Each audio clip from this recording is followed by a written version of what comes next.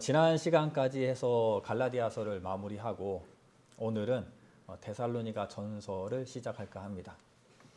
데살로니가 전서를 시작하려고 하는데 오늘은 데살로니가 전서 성경을 찾아보지 않고 사도행전을 보면서 사도 바울의 전도 여행을 한번 좀 정리해 보려고 해요.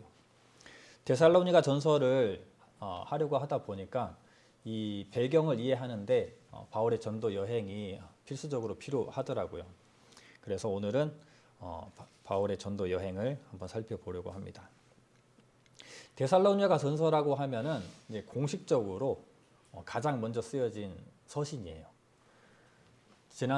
지난번에 제가 말씀드렸던 이 갈라디아서 같은 경우는 물론 갈라디아서도 먼저 쓰여졌다라고 하는 사람들도 있는데 두 가지 이론이 팽배하기 때문에 이제 공식적으로는 두 개 다 좀 일찍 쓰여진 서신이긴 한데 데살로니가 전서가 가장 먼저 쓰여진 서신서입니다. 그리고 이 갈라디아서도 그렇고 제가 그 전에 말씀드렸던 로마서도 그렇고 모든 서신들이 서신이 쓰여진 시기 그리고 서신이 쓰여지는 그 상황의 역사 그리고 바울의 입장 그리고 교회의 입장을 알아야만이 이 서신이 어떠한 서신인지 어떠한 역할을 하는 서신인지를 알 수가 있다고 했어요. 우리가 그냥 신약이라고 하면은 여기도 비슷한 말씀 저기도 비슷한 말씀 같은데 분명 이 서신서는 각각의 역할이 있습니다. 그리고 각각의 처방들이 분명해요. 그렇기 때문에 이 데살로니가 전서도 마찬가지로 우리가 분명하게 구분해서 이해하려면은 역사를 이해해야 됩니다. 그래서 오늘은 그 역사를 하나씩 알아가 보는 시간들 가지도록 하겠습니다. 데살로니가 전서는 AD 50년 2차 전도 여행 중에 고린도 교회에서 쓰여진 성경이에요. 주된 내용은 무엇이냐면 재림에 관한 내용들을 바르게 잡아주는 내용이거든요. 그런데 그게 거의 전부입니다. 다른 이 로마서도 그렇고 갈라디아서도 그렇고 바울이 처방하는 내용들을 보면은 굉장히 많은 부분들을 정의하거든요. 성령이 무엇인지, 참된 아들은 무엇인지, 복음은 무엇인지, 믿음은 무엇인지 다양한 것들을 많이 알려주고 있는데 이 데살로니가 전서를 보면은 조금 특이한 것은 인사말이 너무 많고 뭔가 걱정하고 위로하고 칭찬하는 내용들이 굉장히 많이 진행이 돼요. 그리고 마지막에 4장, 5장만 유일하게 뭔가 처방과 정의에 대한 내용들이 나오는데 재림에 관한 내용이다. 근데 왜 이러한 구성을 가지고 있는가를 보기 위해서는 역사를 알아야 된다라고 먼저 말씀을 드립니다. 자, 데살로니가 지역에 대한 역사를 우리가 조금 알아야 되는데 바울의 전도 여행을 말씀드리기 전에 데살로니가라고 하는 그 이름의 유래를 알 필요가 있습니다. 데살로니가는 현 시대에 어디 땅이냐면은 현 시대 그리스 땅이에요. 당시에는 로마의 속국이었던 그리스 땅이죠. 마케도니아 땅입니다. 정확히는. 그래서 로마의 속국 중에서도 테살로니카라고 발음하는데 이 자유 도시에 해당됩니다. 어떻게 해서 이 테살로니카라고 하는 이름이 붙었냐면은 알렉산더 대왕 아시죠? 그리스 헬라 시대에 알렉산더 대왕이 제국주의를 일으키고 점점 이 헬레니즘 문화를 뿌리 뻗어가면서 이제 제국주의를 이렇게 이루고 있는데 알렉산더 대왕이 생각보다 일찍 죽어버려요. 그렇죠? 30대 젊은 나이에 열병으로 죽게 됩니다. 후계자를 선정해야 되는데 후계자를 선정하지 못하고 죽자. 여러 장군들이 그 왕권을 분할해서 통치하게 됩니다. 그래서 여러 명의 왕들이 있는데 대표적으로 4명 그리고 우리가 기억해야 될 사람은 2명이었어요. 그래서 이 중간사라고 그 역사를 이야기할 때 자주 언급드렸던 알렉산더의 두 장군이라고 하면 셀류쿠스 그리고 프톨레미가 이집트 지역을 통치했고 셀류쿠스가 시리아 쪽 이쪽 바벨론 쪽 이쪽을 통치했습니다. 이스라엘은 늘 이집트와 바벨론의 이 싸움에서 새우 등 터지잖아요. 마찬가지로 셀류쿠스와 프톨레미 사이에서 또 새우 등 터지게 되기 때문에 이스라엘 역사라고 하면은 셀류쿠스와 프톨레미를 꼭 알아야 좀 좋은 것들이 있어요. 그런데 오늘은 어떤 왕도 알아야 되냐면 그 4명 중에 한 명인 카산더 그리고 이제 리시마쿠스는 몰라도 되지만 카산드라고 하는 왕이 이 마케도니아 지방을 그들이 살았던 그리스 지방을 통치를 했습니다. 근데 이 카산드라고 하는 사람이 자기의 이 공적을 기리기 위해서 한 땅을 선택하게 되는데 그 땅이 바로 테살로니카라고 하는 데살로니가 지역이에요. 근데 이 테살로니카라는 이름이 왜 붙었느냐? 이 도시의 이름은 바로 카산더의 아내 되는 왕비의 카산더의 아내 되는 사람의 이름입니다. 테살로니카. 왜 여기까지 말씀을 드리냐면은 이 테살로니카라는 사람이 유명한 사람이에요. 왜냐하면 알렉산더 대왕의 이복 누이입니다. 왕족입니다. 테살로니카라는 사람이 보통 사람이 아니에요. 왕족이고 그리스 지역을 통치했던 카산더의 아내이기 때문에 이 마케도니아라고 하면은 가장 유명한 곳이 바로 테살로니카겠죠. 그래서 이 마케도니아 수도가 바로 데살로니가입니다. 그래서 이 데살로니가 뭐 빌립보나 마찬가지고 여러 지역들이 어찌 보면은 좀 부유합니다. 왜 하나님께서는 바울의 행선을 틀어서 이 마케도니아로 인도하셨을까? 여러 가지 이유들이 있겠죠. 물론 복음이 다 전해져야 되지만 이 알렉산더 대왕의 계열을 받아서 테살로니카 그리고 카산드라고 하는 사람이 이 데살로니가를 선택했던 것은 데살로니가는 보통 도시가 아닌 거예요. 데살로니가는 부유했습니다. 왜냐하면 이쪽은 그 땅의 주인인 사람들이 살기도 했지만 그 공적을 기리기 위해서 데살로니가를 정했고 동시에 대단한 인물들이 있었고 그리고 그 이유 때문에 여러 세금들을 사용들 했지만 국가에서 또 특별하게 지정된 특별 자치행정부라고 해야 되나 그렇게 지정이 되어서 이중적인 복지를 누렸던 겁니다. 물론 이제 돈이 많았겠죠 데살로니가가. 왜 이 말씀을 드리냐면은 훗날 이 데살로니가를 포함한 마케도니아 지역의 교회들이 수많은 후원과 헌금과 연보라고 하죠. 연보를 또 가난한 교회들에게 보내게 되는 내용들이 많이 나오게 됩니다. 그래서 이 데살로니가 왜 바울에게 이곳으로 가게 했는가? 여러 가지 이유가 있겠지만 이곳은 부유한 땅이었다라는 것을 기억하면 좋을 것 같습니다.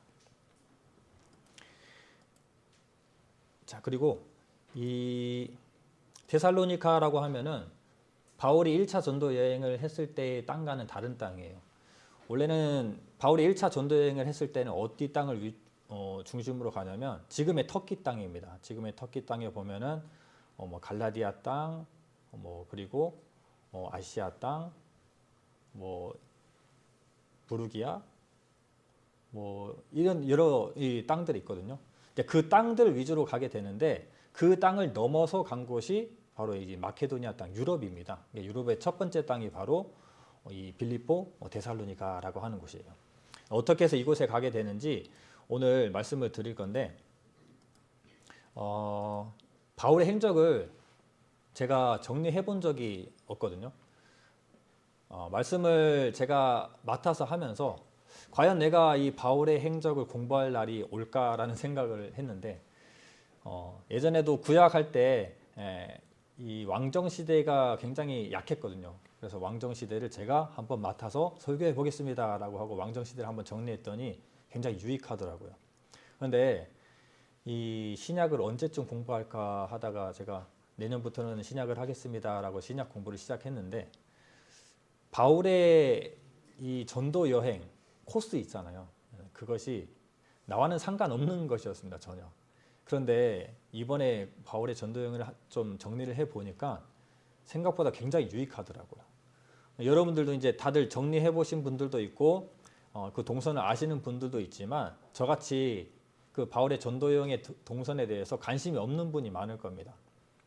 그분들은 저와 같이 오늘 하나씩 정리해 보는 시간들이 있으면 좋을 것 같아요. 그래서 오늘은 데살로니가 전서에 대한 말씀을 좀 접어두고 특별하게 바울의 전도 여행 1차, 2차를 조금 정리해 보는 시간. 그 안에서 우리가 받아가야 할 여러 가지 것들을 함께 공유해 보는 시간들을 가져보겠습니다. 제가 그 지난 시간에 갈라디아서를 마무리하면서 성령에 관해서 말씀을 드렸어요. 그렇죠? 성령의 음성을 어떻게 듣는 것인지, 또 성령의 음성을 듣고 살아가는 사람들에게 나타나는 성령의 열매, 그리고 우리가 그 성령에 대해서 어떻게 받아들이고 또 어떻게 그 음성을 기억하고 또 어떻게 생각해야 되는지를 공유를 드렸었는데, 바울의 행적을 보면은 성령의 행적이라고 할 수 있을 정도로 성령의 간섭들이 굉장히 많이 나타납니다.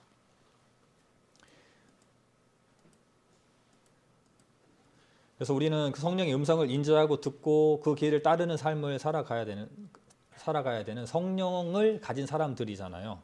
성령이 하시는 일이 지난 시간 것을 잠깐 말씀드리면 예수의 것을 가르치고 예수를 가르치고 예수의 가르침을 알게 하고 예수를 보이게 하고 그리고 동시에 복음을 전하는 사명을 감당하도록 하는 것이 성령이 하는 일입니다. 그렇다면 그분이 주시는 음성은 즉 우선순위가 예수고 그리고 오직 복음이라는 것이겠죠. 이것이 바울의 전도 여행에 성령이 하시는 일들을 보면은 그것이 고스란히 드러나게 돼요. 그래서 오늘 한 가지 시점을 가지고 갈 것이 무엇이냐면은 바울의 전도 여행은 어떻게 진행됐을까? 거기에 특이점은 무엇일까? 그리고 성령은 어떠한 지시를 했을까를 한 시점을 가지고 보면 좋을 것 같습니다. 그래서 이 갈라디아서 말씀 때 가볍게 말씀드렸었는데 바울은 먼저 회심을 하죠. 그죠? 바울이 회심을 하고 이제 예수 그리스도를 만납니다. 그리고 나서 바울이 어떻게 하냐면 바로 2년에서 3년 동안의 광야 생활을 하게 돼요. 아라비아 시내산으로 갔다라고 이렇게 적혀 있었죠. 아라비아 시내산에 가서 뭘 했을까요? 뭐 뻔하죠. 주님과 그죠? 기도하는 시간, 주님과의 교제 시간이 있었을 겁니다. 그래서 이 바울은 사도들에게 너 그렇게 예수님에게 음성 받았어? 그럼 너 오늘부터 사도해. 이렇게 칭함을 받은 것이 아니라 시내산에 가서 예수님에게 훈련되고 예수님과 교제하고 예수님을 통한 그런 단련의 시간들을 거친 예수님이 선택한 사도였던 거예요. 그래서 바울은 자기의 사도성을 강조할 때 나 베드로에게 인정받았다, 뭐 누구에게 인정받았다라는 말을 하는 것이 아니고 예수에게 직접 사도성을 받았다는 것을 그렇게 얘기합니다. 그리고 2년에 3년의 그 광야 생활을 마치고 어디로 가냐면 예루살렘으로 가게 돼요. 이제 사도들을 만나러 갑니다. 근데 많은 사도들을 만나지는 못하고 베드로와 며칠의 시간을 보내고 오게 되죠. 그리고 이제 사도의 생활이 이제 시작되는 거예요. 그런데 7년에 또 공백이 있습니다. 바울은 자기 고향으로 가게 되는데 그 자세한 이야기들이 나타나지 않아요.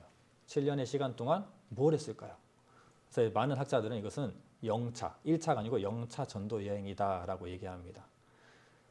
예수님께서도 갈릴리 사역을 하셨잖아요. 자기 고향에서 가장 먼저 사역을 하셨습니다. 마찬가지로 바울도 자기 고향에 가서 가만히 이제 곧 전도 여행도 해야 되고 많은 계획을 짜야 되니까 좀 쉬고 좀 놀자라고 하지 않았겠죠. 그 열정이었다면은 고향에 가서 예수님을 전했을 겁니다. 그래서 그 공백은 다들 뭐 의심하지 않습니다. 예수님을 전한 시간들이었다라고 생각이 돼요. 그리고 이제 본격적인 1차 전도 여행이 시작됩니다.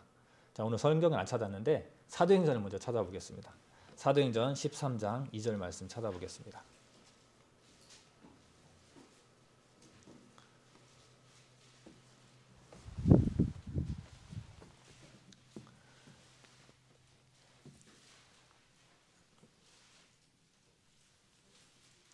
사도행전 13장 2절 말씀 함께 읽어보겠습니다. 시작.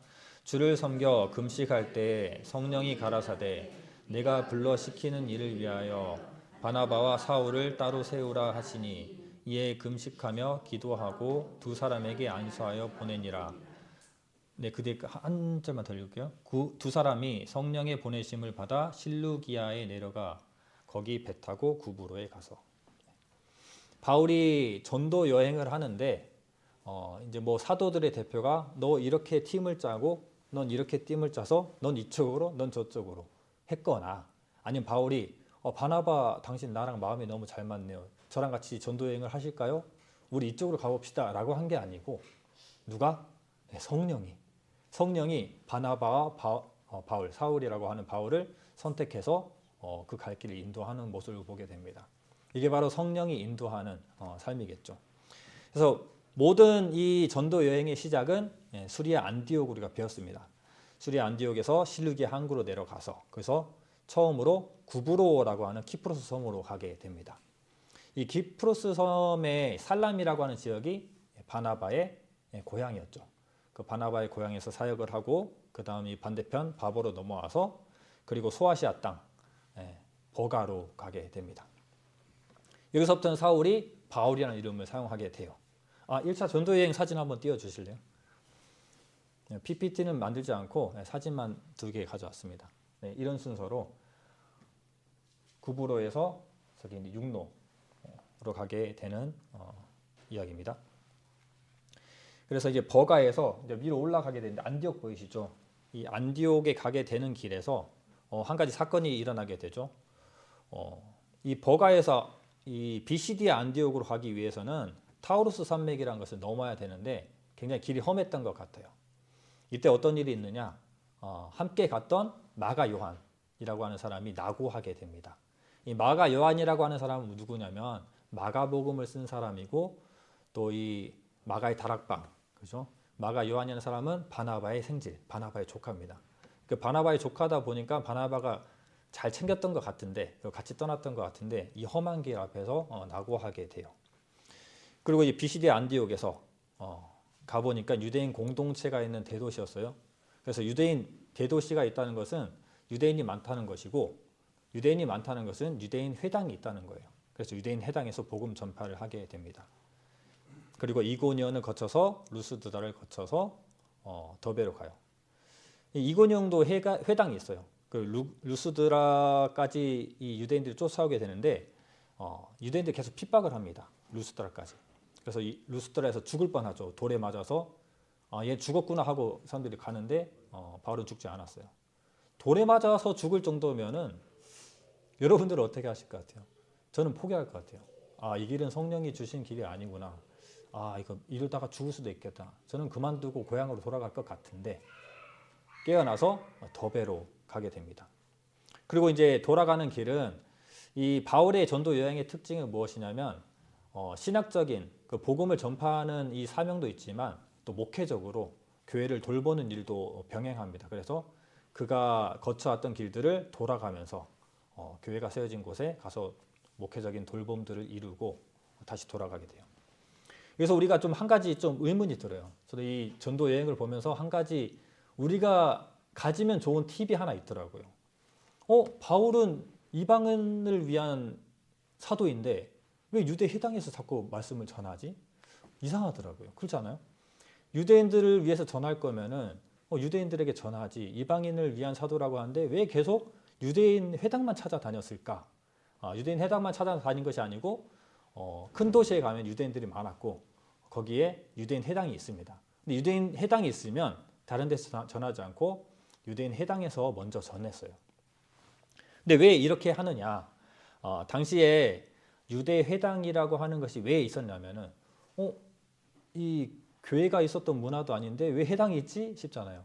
근데 이것은 회당이 그리스도인들이 다니는 그런 회당이 아니라 유대 회당이에요. 유대인들, 유대교, 하나님만 믿고 아직은 메시아를 모르는 유대교회 회당입니다. 근데 이 유대교회 회당이 왜 전국에 이 전 세계에 뿌리 뻗어져 가 있냐면 이것은 이제 우리가 바벨론 포로 시대 때 다들 포로로 다 흩어진 상태에서 물론 이 고레스 칙령 때 돌아와서 스룹바벨 성전을 짓게 하지만 그냥 극소수의 일부만 돌아온 겁니다. 그래서 수많은 유대인들이 디아스포라라고 하는 흩어진 유대인들이 된 거예요. 그 땅에서 정착하고 살아버린 겁니다. 그 땅으로 예루살렘으로 돌아오지 않고. 그래서 큰 도시들에는 유대인들이 많으니까 그들이 우리 어차피 돌아가지 않고 우리의 신앙을 가지기 위해서 유대 회당을 짓고 거기서 예배드리고 살았던 겁니다. 그래서 유대 회당이 있는 건데 다 있는 것이 아니라 큰 도시 위주로 있어요. 근데 이 유대 회당에는 우리가 또 기억해야 될 한 가지 좋은 게 무엇이냐면 유대인들만 있는 게 아니다는 겁니다. 유대인들만 있었다면은 이 바울이 거기서 전하지 않았을 거예요. 유대 회당에 가서 전한 이유는 유대 회당에는 이방인들이 있었어요. 그래서 이 성경에 보면은 어떻게 말하고 있느냐? 경건한 사람들 그리고 하나님을 경외하는 사람들이라고 해서 유대 회당에서 하나님을 믿고 개종했던 사람들이 있습니다. 이 유대인들의 삶을 보니까 뭔가 구별되고 달라요. 그리고 이들의 사상이 마음에 들어. 그래서 나는 유대교의 이 사상을 받아서 이 풍습대로 살아가겠노라라고 해서 이방인들 중에서도 유대교에 다니는 사람들이 있었던 겁니다. 그래서 회당이 있다라고 하면 우리가 생각해야 될 것은 유대인들이 많은 곳이구나. 동시에 이방인들도 그곳에 있구나라는 겁니다. 근데 이 바울은 그곳에서 이방인을 타겟으로 설교를 합니다. 그렇기 때문에 유대인들도 물론 믿게 되지만 유대인들 대다수가 적이 돼버려요. 그럼 유대인들에게 누가 전하느냐? 베드로가 이제 또 이방 땅에 또 선교를 맡았기 때문에 베드로 같은 경우는 오히려 회당에 가서 유대인을 타겟으로 설교하는 경우들이 있습니다. 이런 것처럼 유대 회당의 문화를 우리가 알면은 바울의 전도 여행 때 어떤 일이 있었는지를 예측할 수가 있어요. 왜냐하면 유대 회당이 있다면은 유대인들이 많은 곳이고 말씀 선포하기 좋은 곳이고 그곳에서 말씀 선포를 했다면은 많은 영혼들이 구원받을 수 있는 형편입니다. 근데 반면에 안 좋은 점이 있어요. 유대 회당에서 설교를 하게 되면은 파리가 꼬입니다. 핍박하는 유대인들이 쫓아다니면서 바울을 죽이려고 합니다. 그 두 가지의 단점이 있어요. 설교를 했지만 많은 사람들이 풍성하게 많이 구원받을 수 있지만 동시에 적군들도 많이 생길 수 있다는 거예요. 근데 그 적군들이 얼마나 집요하냐면 바울이 그랬던 것처럼 바울이 자기와 세상이 맞지 않은 예수를 믿는 사람들을 죽이려고 다녔잖아요. 그랬던 것처럼 거기 있는 유대인들도 바울과 비슷한 사상의 몇몇 사람들이 있었던 거예요. 끝까지 쫓아다니면서 죽이려고 합니다. 제가 자전거를 이제 산에서 많이 탔었는데 예전에 산에 MTB를 타고 이제 올라가게 되면은 각이 가파를수록 천천히 갈 수밖에 없어요. 근데 이 자전거 속도가 천천히 가고 머무르면 머무를수록 눈초파리가 꼬입니다. 등산해 보신 분은 알지 모르는데 여름에 더울 때 산에 가면은 자꾸 눈 근처에 막 이 파리들이 자꾸 막 돌아다녀요. 눈초파리라고 또 오면 쏘기도 합니다. 그리고 이 동물들에게 눈에 알을 까서 약간 그 기생충이 생기게 하는 좋지 않은 이 눈초파리거든요. 천천히 가면 갈수록 엄청 많은 눈초파리들이 내 근처에 와요. 그럼 어떻게 해야 되냐? 빨리 가버려야 돼요. 아니면 내려갔다가 다시 올라가든가. 빨리 멀리 가버리거나 아니면은 내려가 버리거나 둘 중에 하나입니다. 근데 이 바울의 전도여행을 보면서 유대인들이 나는 눈초파리 같이 보이더라고요. 뭔가 어디서 머무르려고 하고 천천히 가려고 하면은 엄청 많은 눈초파리가 꼬이는 것처럼 엄청 많은 유대인들이 핍박을 주게 돼요.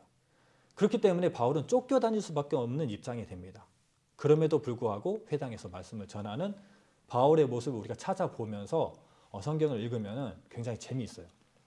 자, 한번 이것을 한 개 찾아볼게요. 사도행전 13장 15절 16절입니다. 안디옥에서 있었던 일입니다. 안디옥은 큰 도시이기 때문에 회당이 있었어요. 15절 16절 함께 읽겠습니다. 시작. 율법과 선지자의 글을 읽은 후에 회당장들이 사람을 보내어 물어 가로되 형제들아 만일 백성을 권할 말이 있거든 말하라 하니 바울이 일어나 손짓하며 가로되 이스라엘 사람들과 및 하나님을 경외하는 사람들아 들으라. 여기 나와 있죠. 이스라엘 사람들과 그리고 하나님을 경외하는 사람들을 구별해서 말하고 있어요. 그러니까 이방인들과 유대인들을 얘기하고 있습니다. 43절을 보겠습니다. 그 바울의 설교가 끝나고 나서 그들의 반응이에요. 시작. 패회한 후에 유대인과 유대교에 입교한 경건한 사람들이 많이 바울과 바나바를 쫓으니 두 사도가 더불어 말하고 항상 하나님의 은혜 가운데 있으라 권하니. 이것도 나오죠. 유대인과 유대교에 입교한 경건한 사람들이라고 분명하게 구별하고 있어요. 그 사람들이 그 설교가 끝나고 나면 다음에 또 해주세요라고 얘기할 정도로 반응이 좋았던 거예요. 45절 읽겠습니다. 시작. 유대인들이 그 무리를 보고 시기가 가득하여 바울의 말한 것을 변박하고 비방하거늘. 그렇죠. 설교를 해서 좋은 것도 있지만 이렇게 적군 유대인들이 쌓이게 되는 모습을 보게 됩니다. 그래서 이 유대인들이 그들을 죽이려고 따라가게 되죠. 그리고 이제 14장 1절 2절입니다. 이건 이고니온으로 이동해서예요. 이고니온에서 있었던 일. 14장 1절 2절 함께 읽겠습니다. 이에 이고니온에서 두 사도가 함께 유대인의 회당에 들어가 말하니 유대와 헬라의 허다한 무리가 믿더라. 그러나 순종치 아니하는 유대인들이 이방인들의 마음을 선동하여 형제들에게 악감을 품게 하거나. 네. 이고니온에도 해당이 있었는데 그곳에서 전하니까 여기도 나오죠. 유대와 헬라에 허다한 무리들이라고 구별하고 있습니다. 그런데 순종치 아니하는 유대인들이 핍박을 주게 되는 내용입니다. 그리고 루스드라로 이동합니다. 그래서 14장 19절 시작. 유대인들이 안디옥과 이고니온에서 와서 무리를 초인하여 돌로 바울을 쳐서 죽은 줄 알고 성 밖에 끌어내치니라. 네. 끝까지 따라가요. 끝까지. 루스드라까지 따라간 겁니다.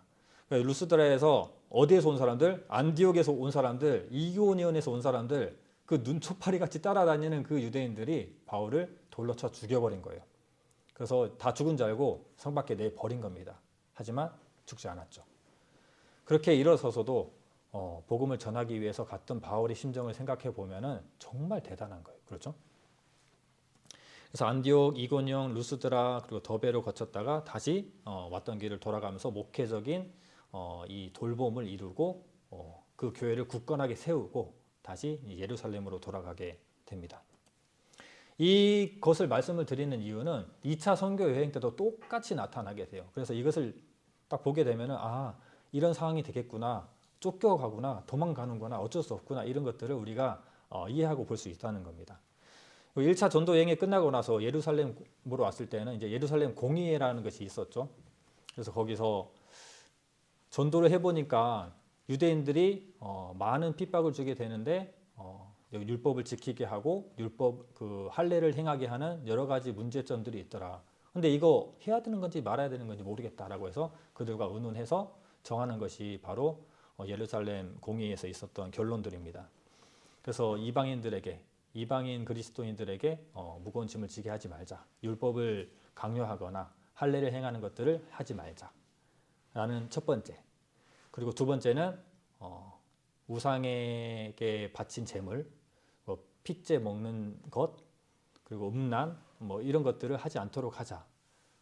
전에도 말씀드렸지만 오해하실까 봐 말씀드리는데 이것은 우리가 율법을 최소한으로 지켜야 되는 것이다라는 것이 아니고 그들의 교제의 문제가 되기 때문에 양보하자라는 개념의 결론입니다. 그래서 이것은 교제에 대한 결론이지 율법의 축소형이 절대 아닙니다. 그래서 이 두 가지의 결론을 내려가지고 사람들이 가서 또 전하게 되는 내용이 나오죠. 그리고 이제 2차 전도 여행. 2차 전도 여행 사진으로 좀 바꿔주세요. 이제 2차 전도 여행을 시작하게 되는데 바울은 전도 여행에서 교회를 세운 뒤에 어떠한 목회적인 이 목표가 있다 그랬죠. 그래서 이 교회를 세우고 나면은 꼭 그곳을 방문해야 되는 이 바울의 그 역할들이 있어요. 그래서 이 1차 전도 여행 때 아시아 지역, 갈라디아 지역 이렇게 돌게 되는데 2차 전도 여행을 떠날 때에도 1차 전도 여행 때 세웠던 교회들을 다시 방문할 계획을 가지고 시작합니다. 사도행전 15장 36절에 보면은 전한 곳에 다시 가서 형제들이 어떠한가 방문하자라는 계획을 가져가요. 그렇죠. 쓰여 있죠. 어떻게 보면 2차 전도 여행의 목적은 목회적인 방향성을 가지고 간 겁니다. 물론 그리고도 다른 교회들도 가려고 했겠지만 그런데 바울이 1차 전도 여행 때 함께 했던 바나바와 함께 가기를 원했지만 바나바는 누가 함께 가기를 원했냐면은 바울도 함께 가기를 원했지만 그때 1차 때 낙오했던 마가 요한이라고 하는 사람을 데려가자라고 권합니다. 바울은 안 된다라고 했겠죠.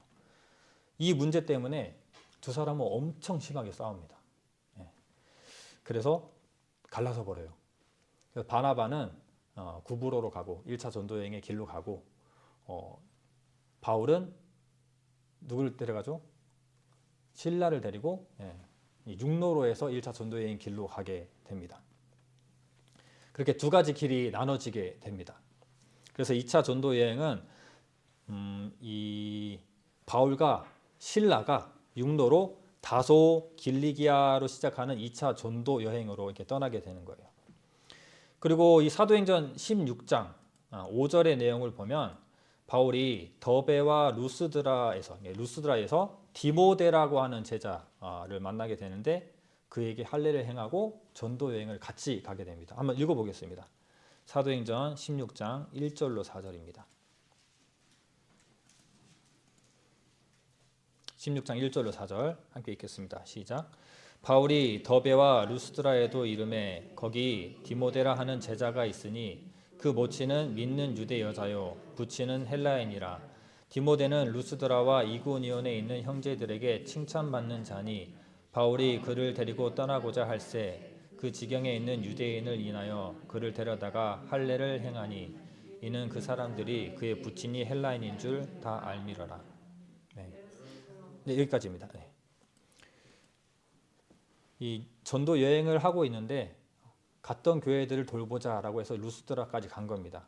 그래서 거기서 디모데라고 하는 칭찬받는 자를 자기 선교팀에 합류를 하게 돼요.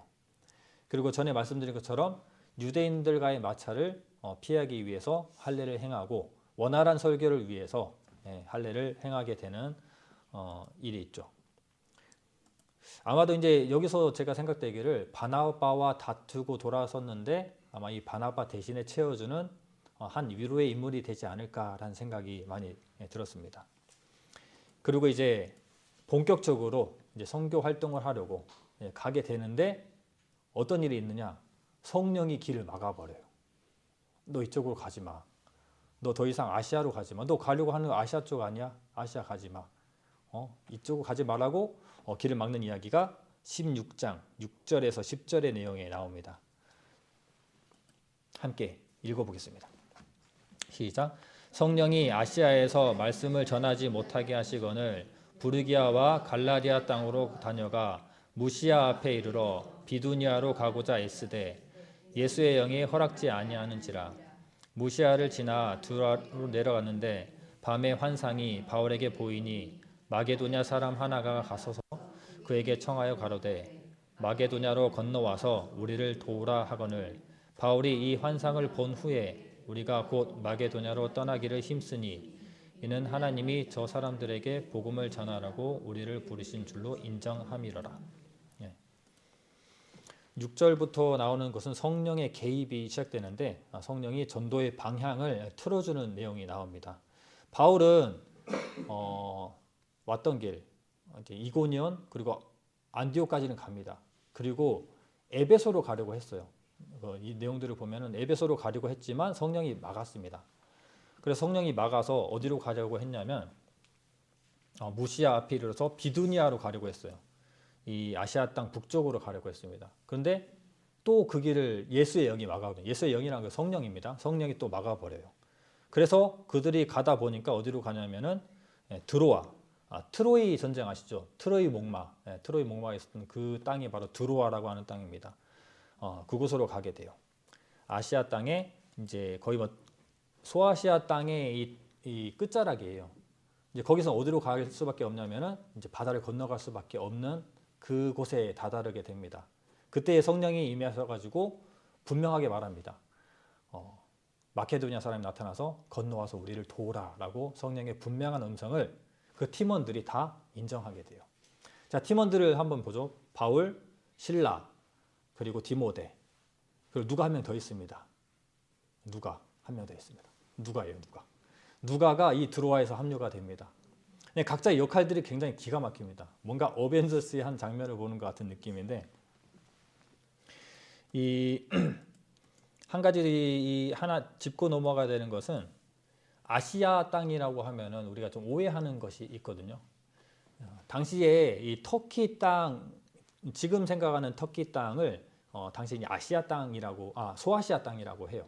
그 중에 여러 가지 지역들이 있죠.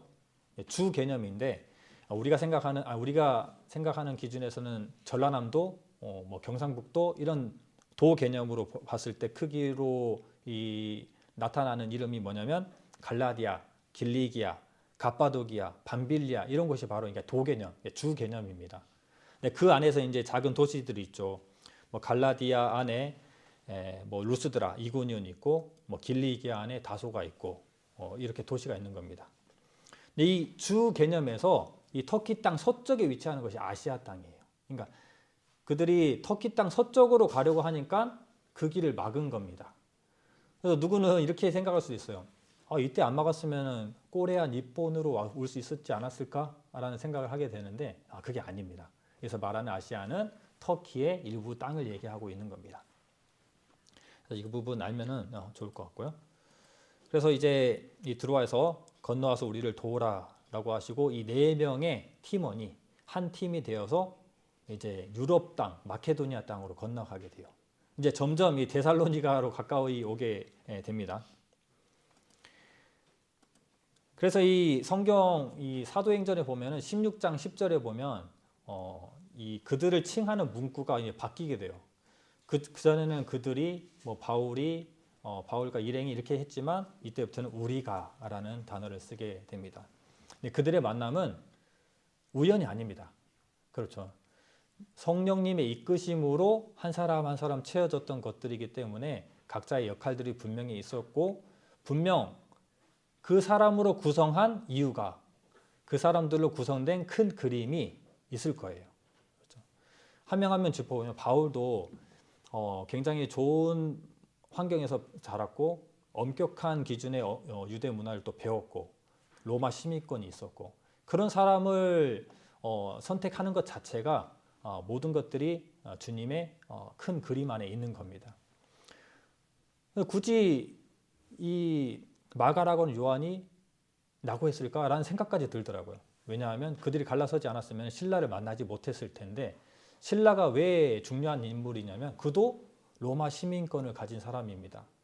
나중에 이제 마케도니아 땅으로 건너가서 빌립보에서 옥에 갇히게 되는 사건이 있거든요. 어떻게 때 풀려나게 되는데 어떻게 풀려나느냐? 로마 시민권으로 풀려나게 돼요. 바나바 같았으면 그런 입장이 되지 못합니다. 하지만 바울과 실라가 옥에 갇히게 되는데 그들은 로마의 시민권이 가지고 있었고 그러한 큰 그림을 그리고 있었던 것은 바로 성령이었던 것 같아요. 디모데도 마찬가지고 누가도 이 그들의 행적을 사도행전에 담기 위해서 함께 갔던 것 같습니다. 각자의 역할들이 분명히 있었고 각자 만나는 이유가 있어요. 목회적인 이 돌봄의 활동들을 하기 위해서 갔던 교회들을 보면은 굳이 루스드라까지 가기를 왜 허락했을까 생각해 보면 성령이 디모데를 그 팀에 합류시키기 위한 그림이 있었던 겁니다. 이런 것들을 보면은 성령이 얼마나 꼼꼼하고 세밀하게 우리의 차원으로 이해할 수 없을 만한 큰 그림을 그리고 전도 여행을 인도하는지를 볼 수가 있는 겁니다. 이렇게 선견팀이 완성되어서 이제 바다를 건너서 마케도니아 땅으로 가게 됩니다. 사도행전 16장 12절입니다. 함께 읽겠습니다. 시작. 거기서 빌립보의 이름에 이는 마케도냐 지경 첫 성이요 또 로마의 식민지라 이 성에서 수일을 유하다가 드로아에서 배 타고 네아폴리로 가서 이제 이 마케도니아 땅 빌립보로 가게 됩니다. 뭐 첫 성이라고 해서 처음 만난 성이다라는 것이 아니라 1등 가는 성이라는 겁니다. 빌립보라고 하는 것은 무엇이냐면 빌립보 전투가 있었습니다. 그래서 많은 이 전투를 하고 승리하고 이 군인들 태역 군인들을 거기에 잔류하게 되거든요. 그래서 로마의 이 식민지라고 표현되어 있지만 식민지라는 개념은 당시 가장 좋은 급의 대우였던 거예요. 그래서 이 마케도니아의 그 작은 로마라고 하면 빌립보라고 할 수 있는 겁니다. 이 빌립보에는 태역 군인들이 많았고 로마 사람들이 굉장히 많았습니다. 그래서 이곳에서 전하게 되는데 이곳에는 회당이 없었던 모양이에요. 성에서 거하다가 내려와 보니까 하나님을 믿는 이방인들도 있었습니다. 그 중에 한 사람이 바로 자색 옷감 장사 루디아라고 하는 사람이에요. 그 설교할 회당이 없으니까 이제 강가에서 많은 여인들에게 말씀을 선포하게 되는데 그 중에 한 사람이 바로 루디아입니다. 루디아가 말씀을 듣고 마음을 열어요. 그리고 자기 가족들에게 모셔가서 가족들에게 말씀을 전하게 하고 그 온 가족이 구원을 받는 일이 있게 됩니다. 그래서 그곳이 바로 빌립보 교회의 시작이 돼요. 루디아의 집은 빌립보 교회의 시작점이 됩니다. 그래서 바울은 성령의 인도하심으로 따라 보니까 이렇게 많은 사람들이 또 구원받을 수 있는 역사가 있구나 하는 기쁨이 있었을 겁니다.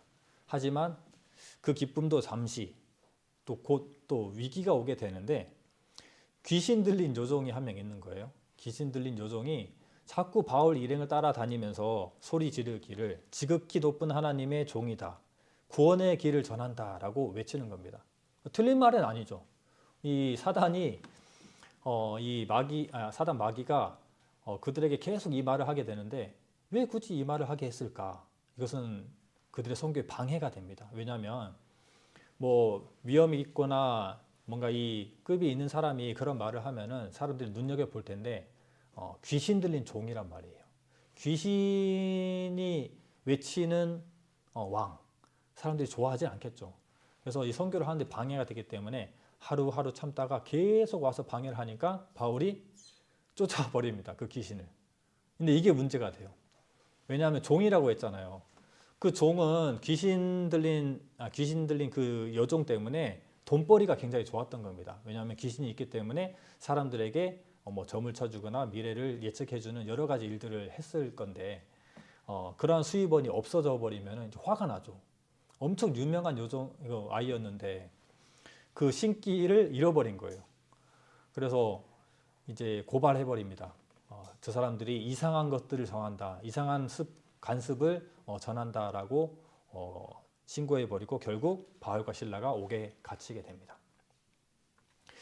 성령의 인도하심을 따라왔는데 옥에 갇혀 버립니다. 뭔가 성령의 인도하심을 따라서 그 길을 갈 때 그 길을 막아서 방향을 트는 것들도 있어요. 갈 길을 막으시는 성령님을 보기도 합니다. 그리고 새로운 길을 또 제시해 주시기도 합니다. 근데 새로운 길을 가보니까 또 옥에 갇히는 막히는 길이 또 다르게 돼요. 우리 인생도 마찬가지인 것 같아요. 이 바울도 그때 당시에 그렇게 옥에 갇힐 정도면은 이 길이 아닌가라는 생각을 할 수도 있지만 그렇게 생각하지 않습니다. 이미 성령 마음 가운데 그 길에 대한 길이 맞는지 아닌지는 그 사람 마음 가운데 있는 성령이 알려줄 거예요. 그래서 그곳 옥에 갇혔는데 오히려 기도하고 그리고 찬양합니다. 많은 이 죄수들이 그것을 듣게 되는데 그때 어떤 일이 있게 되느냐, 지진이 일어나서 모든 옥문이 풀려버리는 그런 기적이 있게 되죠. 이제 다 도망갈 판이잖아요.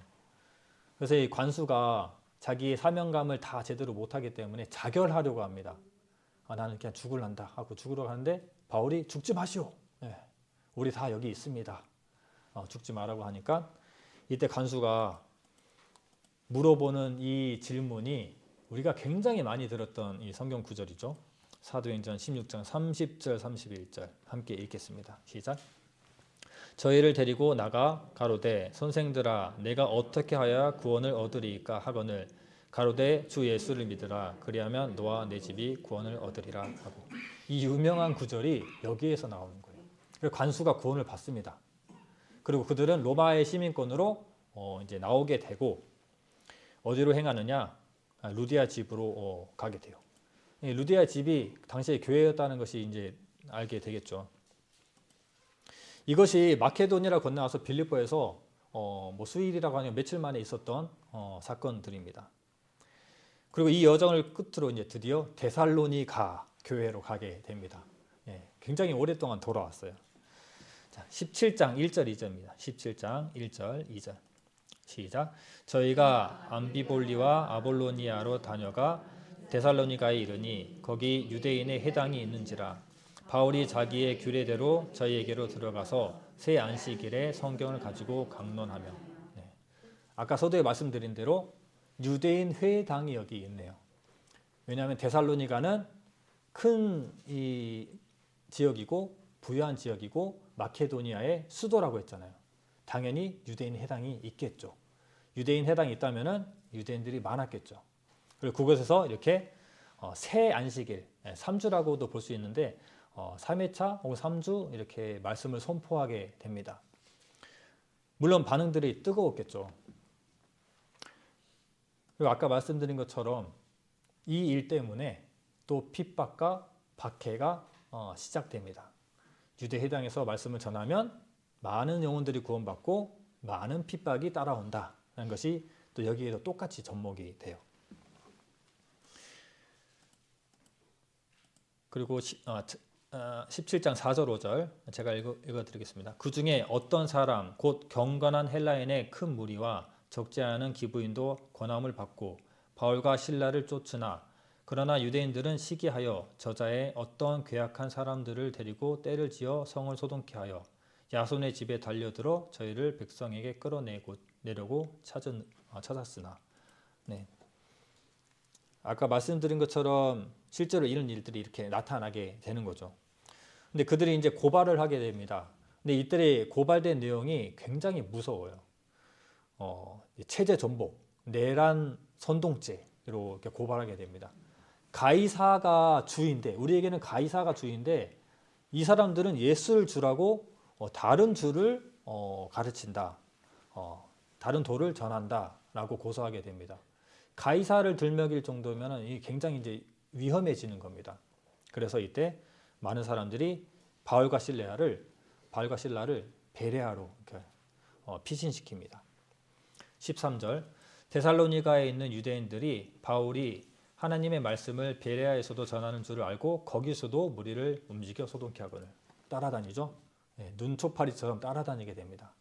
베레아까지 따라가요. 그러자 이제 바울을 어디까지 피신시키느냐? 저기 아래 아테네까지 피신시킵니다. 바울은 아덴에서 말씀을 전하지만 큰 반응이 있지 않아요. 오랜 시간 전에도 그들의 이 신의 사상들이 너무 가득하기 때문에 결국 고린도로 가게 됩니다. 자, 이런 상황입니다. 이 상황을 전해드리기 위해서 이렇게 바울의 행적을 이렇게 따라와 봤습니다. 그리고 바울의 행적 중에 우리가 눈여겨보면 좋을 것들을 함께 공유해 봤어요. 왜냐하면 우리가 이러한 상황이면은 이렇게 됐겠구나, 해당이 있으면 이렇게 되는구나, 그리고 누구를 만났구나, 성령이 인도하는구나, 이런 개념들을 알려드리기 위해서 바울의 전도 여행을 한번 정리해 봤습니다. 바울의 심정이 어떨까요? 데살로니가에서 급히 쫓겨서 도망갔다가 베레아에서도 급히 쫓겨서 도망갔어요. 그리고 이제 고린도 교회로 갔습니다. 걱정되겠죠. 걱정됩니다. 왜냐하면 그곳 교회 사람들이 어떻게 지내는지 모르겠단 말이에요. 그래서 디모데를 그 땅에 그 교회로 보내게 돼서 그 교회의 상황을 알게 되고 다시 만나서 이야기하고 그리고 나서 이 편지를 쓰는 겁니다. 바울은 정말 정말 뭐랄까 답답했다, 죽겠다라는 표현을 할 정도로 그들을 걱정했습니다. 거기에 있는 예수님을 믿는 사람들, 그리고 그들이 자기를 오해할까봐, 도망갔다라고 오해할까봐 여러 가지 이 걱정들을 가지고 있었고, 그리고 그들을 위로하고 싶었고, 또 그들을 위로하기 위해서 핍박받는 그리스도인들을 위로하기에 가장 좋은 것이 무엇이냐면 종말에 관한 말씀과 재림에 관한 말씀입니다. 우리가 그렇잖아요. 우리가 아무리 핍박을 받고 고난을 받고 산다고 해도 이 땅의 것들이 다가 아니고 저 하늘을 바라보면서 다시 오실 주님을 생각하면서, 그리고 이 종말의 때를 생각하고 우리 천국의 기쁨을 누릴 그때를 생각하면서 우리가 힘을 얻고 살아가잖아요. 그런데 그들에게 가르치고 왔던 것들이 충분하지 않았던 거예요. 그리고 그들이 오해하고 있었던 재림의 내용들을 바로 잡아주고 재림에 관한 가르침들을 올바르게 전하는 내용들이 바로 데살로니가 전서입니다. 그래서 이 데살로니가 전서의 내용을 보면은 인사가 그렇게 많고 걱정이, 위로가, 칭찬이 그렇게 많은 겁니다. 데살로니가 교회는 칭찬받는 교회였어요. 짧은 시간 거쳐왔지만 정말 열심히 살았고 많은 교회에 후원해주고 많은 헌금을 베풀었던 교회가 이 데살로니가 교회이고 마케도니아 지역에 있는 교회들입니다. 그런데 반대로 아덴 같은 경우는 그렇게 오랫동안 하나님을 전해도 변화되지 않는 사람들을 보기도 해요. 지역마다 특색들이 다들 있습니다. 그래서 이러한 여정으로 이 데살로니가 전서라는 책이 쓰여졌습니다. 대충 이제 그림이 그려지시죠. 그렇다면 이 책 내용에는 어떤 것들이 있는지를 이제 다음 시간부터 제가 말씀을 드릴 것이고, 오늘은 이제 결말을 좀 말씀을 드릴 텐데, 오늘의 중요한 것은 바울의 전도 여행입니다. 바울의 전도 여행 중에서도 지난 시간에 이어서 좀 우리가 이해하면 좋은 것들은 성령은 어떻게 일하셨나라는 것들을 기억해 보면 좋을 것 같아요. 아까 말씀드린 대로 하나님께서 성령님께서 꾸린 이 2차 전도 여행의 멤버, 왜 이런 멤버로 꾸리셨을까? 왜 이 팀으로 만드셔가지고 2차 전도 여행을 진행하셨을까? 모든 것에는 다 이유가 있었고 하나님이 그린 큰 그림이다라는 거죠. 그리고 이 마케도니아 지역, 데살로니가, 빌립보, 베레아 이쪽 지역이 굉장히 중요한 것이 무엇이냐면 여기서 바울은 그 길을 보게 돼요. 비아 에그나티아라고 하는 로마에서 소아시아로 바로 가로질러서 가게 되는 이 길을 보게 됩니다. 로마의 모든 길을 로마로 향할 수 있게 돼 있잖아요. 로마가 모든 나라들을 이 제국주의로 이렇게 품기 위해서 정복하기 위해서 만들었던 길들이 후에는 어떤 길이 되냐면은 복음의 통로가 됩니다. 그래서 하나님께서는 모든 걸 준비해 놓으셨던 거예요. 생각해 보면 이들이 흩어졌던 것도 모든 것들이 이 그림입니다. 바벨론으로 포로로 모든 사람들이 디아스포라로 뿌려졌던 것도 다 이유가 있는 거예요. 물론 그들이 잘못해서이지만 그 사람들이 가서 먼저 하나님을 전해서 회당을 세우고 많은 사람들에게 하나님에 대한 메시지, 하나님을 인정하게 만드는 삶을 보여줬던 거예요. 이것만 해도 복음 전하는데 굉장히 수월합니다. 우리가 전도 집회를 하면은 5일의 시간이 필요하잖아요.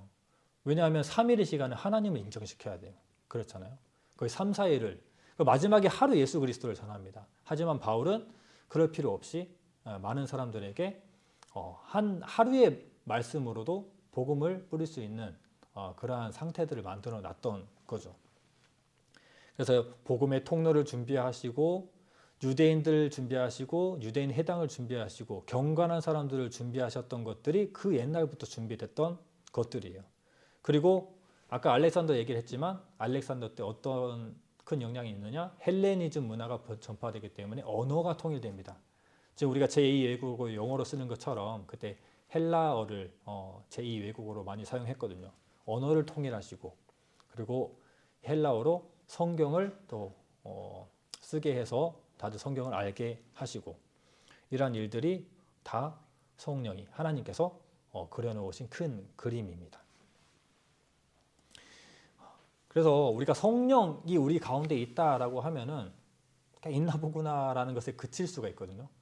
나는 가볍고 초라한 사람이니까 내 안에 있는 성령도 그럴 분이겠구나라고 생각할 수 있다. 결코 그렇지 않습니다. 성령이 그려놓은 큰 그림을 보세요. 우리가 우리 차원으로 그릴 수 없는 그림인데 성령은 그 그림을 그리고 그 길로 인도합니다. 가끔씩은 다투기도 하고 갈라서기도 하고 이 길까지 인도하기도 하고 가로막기도 하고 못 들으면은 임하셔가지고 좀 더 명확한 메시지를 말해주기도 하고 이렇게 하면서 그 그림을 통해서 다 이렇게 인도하시는 것들을 보면은 성령의 간섭은 굉장히 중요한 거예요. 성령의 간섭이 있어야만 우리가 은혜 가운데 있다라고 얘기할 수 있는 겁니다. 그리고 오늘 본 것 중에 한 가지 또 메시지가 중요한 게 무엇이냐면 가끔 우리의 길은 막힌다는 겁니다. 항상 우리가 계획한 대로 모든 길들이 진행되지는 않아요. 이 인생을 살아가다 보면 가끔 우리의 길들이 막히는 경우들이 있습니다. 근데 그럴 때마다 생각하는 것이 왜 하나님께서 이 길을 막으실까라는 고민을 해야 되는 거예요. 그래서 오스왈드 샌더스라고 하는 사람이 인생의 길이 막힐 때 두 가지를 생각하라, 두 가지를 믿어라 라고 말합니다. 한 가지는 이것은 하나님의 계획이다. 그리고 두 번째는 하나님은 우리와 교제하시기를 원한다라고 두 가지를 말합니다. 저도 이제 최근에 뭔가 길이 막히는 일을 많이 겪고 있습니다. 그래서 하나님께 물어봐요. 왜 이런 길을 제게 주십니까? 왜 제 길을 막으십니까? 혹시 제게 할 말이 있습니까? 그러면서 제 삶의 변화가 되는 게 무엇이냐면 아침에 일어나서 기도를 하게 되더라고요. 아침에 일어나서 기도 안 했어요? 할 수 있는데 그동안 오랫동안 기도를 안 하고 살았던 나를 발견했거든요. 말씀 하나만 준비해서 한 달을 버티면 된다. 이것도 나에게 유익하다라는 생각만 하고 있었는지도 모르겠습니다. 삶을 돌아보니까 기도가 너무 적어졌어요. 밥 먹기 전 기도, 잠자기 전 기도, 그 기도들도 짧아지고 있더라고요. 나는 하나님과 대화를 하고 있지 않구나. 하나님께서 내 길을 막으시면서 내가 무릎 꿇을 수밖에 없는 상황 가운데에서 주님 앞에 기도할 수밖에 없더라고요. 하나님 저에게 어떤 말을 하고자 합니까? 어떤 길을 가게 하려고 이렇게 하십니까? 라고 물어보게 되더라고요. 그래서 이 두 가지를 인정하고 믿었습니다. 이것은 하나님의 계획이구나. 그리고 교제하시기를, 대화하시기를 원하시는 거구나 라는 것들을 알게 되었습니다. 가끔 내게, 여러분들에게 환난이나 고난이 다가오면 당연히 두려운 일입니다. 하지만 그것이 성령의 간섭이라면 은혜입니다. 그것을 꼭 기억하면 좋겠고, 또한 한 가지 더 말씀드리면 오늘 우리라는 표현을 했는데 이 4명의 멤버가 모였을 때 우리라는 단어를 사용을 했습니다. 물론 그 사람이 저자이기 때문에 그렇게 써있겠지만 우리도 마찬가지예요. 사실 뭐 이 작은 시골의 이 초라한 교회의 한 구성원들이지만 어떻게 보면은 이건 우연이 아닌 겁니다.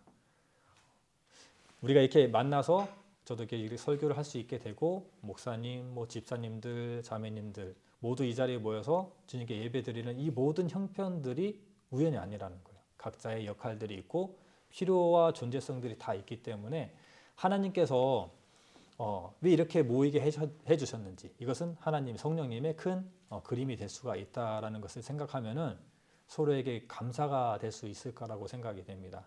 오늘 이 바울의 전도 여행을 따라서 성령이 주시는 은혜, 그리고 우리 서로가 또 귀해질 수 있는 또 우리라고 하는 단어에 대해서, 그리고 우리 길 앞에 막혔을 때 해결 방법들, 이런 것들을 공유 드렸는데 다들 인생을 살아가면서 여러 가지 일들을 겪고 살아가게 될 것인데 거기서 해답을 다른 것이 아니라 이 말씀 안에서 찾아가는 지혜로운 우리 강령 생명교회 성도님들이 되기를 원하는 마음입니다.